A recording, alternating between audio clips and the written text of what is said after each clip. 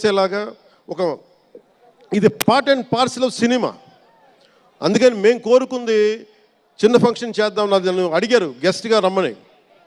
నేను ఒకటే చెప్పాను, ఇంత పెద్ద ఫంక్షన్ చేయాలా లేదా, ఎందుకంటే మీ అందరికీ తెలుసు నా భయం. మీరు క్షేమంగా వచ్చి క్షేమంగా వెళ్ళాలి అని చెప్పి అహిర్నిశలు ఆకాంక్షించేవాడిని, శ్రమ పడేవాడిని. మీకు చిన్న దెబ్బ తగిలితే నా గుండె గాయం అవుద్ది. అందుకని నేను ఎప్పుడు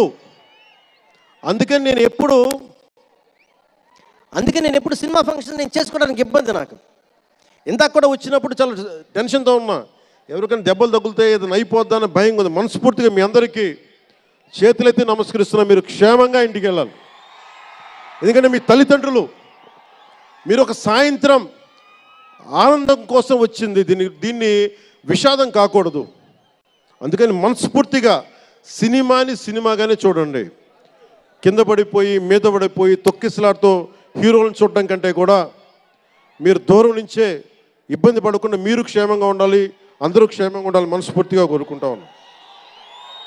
అలాగే అడగగానే టికెట్ రేట్స్ ఎందుకు పెంచాలి, మీరు ఎంత కడతారు?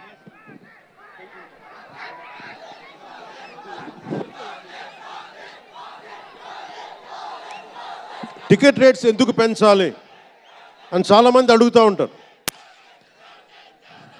ఒక నిమిషం. Thank you. సినిమా రేట్లు ఎందుకు పెంచాలని అడుగుతారు.